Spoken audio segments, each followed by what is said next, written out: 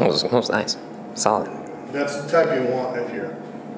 Yeah, just... Because it's all noise but no bite. 13 weeks into this thing, and it's time to start shutting it down. Deloading for this run, I'm treating it the same way that I would deload for any other sports, right? Like, so now is a time that I need to start looking at what training looks like and how my body feels and how I can be best prepared for things to work when I actually get to the run. I'm currently sitting 12 days out. And if I take an assessment and kind of think about my body and where I should be kind of at the end of every week as you're going through training up for an event, now's the time that I need to look at it and say, where are we and how are we feeling and what adds to us having a better day at this point now? Is it more training or less training? And so for me and where I'm currently at, I've done the 28-mile hike. I've done the 3 and 4 hour runs. I can consistently go do half marathon distance without it being too big of a deal. I feel really, really good about where I'm at. Physically, however, my hip's a little tired and my low back is pretty beat up. So whether that's from running or life or training or whatever it is, I need to make sure that I feel as good on May 29th when I get out to the desert as I possibly can.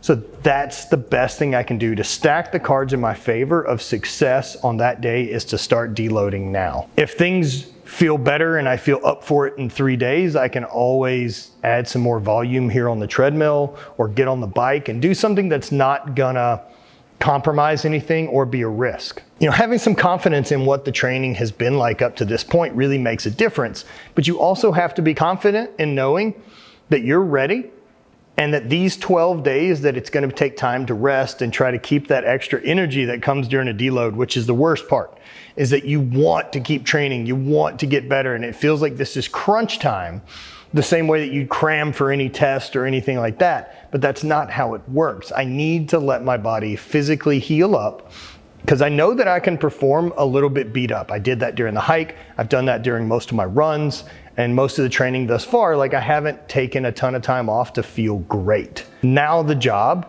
for the deload is, how do I feel great in 12 days?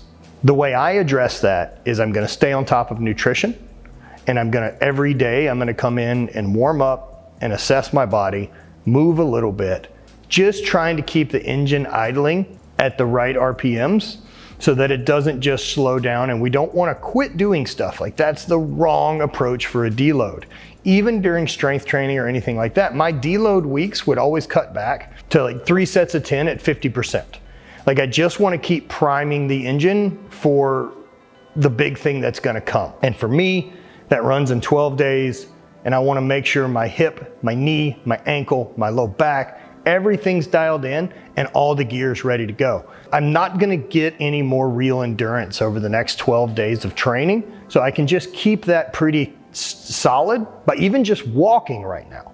In the same way that you do that with your strength training, you don't lose a lot of strength during that process because you're still gonna lift a little bit. It's not this panic and run. Like, I know a lot of people freak out about deloads, especially the newer you are to lifting, that you think that all your progress is gonna go away. But taking these smart strategic deload weeks is what allow you to perform at your best and lower the risk of injury and stack the cards in your favor for success on the day of competition. Because you know that you can perform slightly hurt and a little bit beat up all the time during training, because we all do it. But how do you perform when everything feels great? And then 2, you've got to figure out for you as an athlete what the things are that make you feel great, and then do those. So for me, I know it's massage, I know it's walking, I know it's making sure food and stuff's dialed in. And since I'm gonna be doing less over the next 2 weeks, I can't make as many screw ups with food as I've been doing. I won't need as many calories. And so what we don't wanna do is lose weight and be in a caloric deficit over the next 2 weeks. Caloric deficit and deload, unless you're getting ready for a figure show, are a bad idea. You want to be able to keep some calories in there, not a big excess, not a big surplus, but enough that your body can heal and repair the muscle tissue that you've been trying to have adapt to get better. So that's how we're going to treat this deload week. Looking forward to the run. I'm really, really excited about it. Are you taking deloads? What do you guys think? What do you want to know more about as far as training mentality, ideas? Let us know below. We also found out that like 60+% of you guys aren't even subscribed to the channel. So hit that subscribe button, like, give us some comments. Thank you guys so much. We're putting a ton of content out for you using new space, and I hope that it's helpful. So thank you guys. Remember, you can always do more. Nothing's impossible. Spread hate, always party.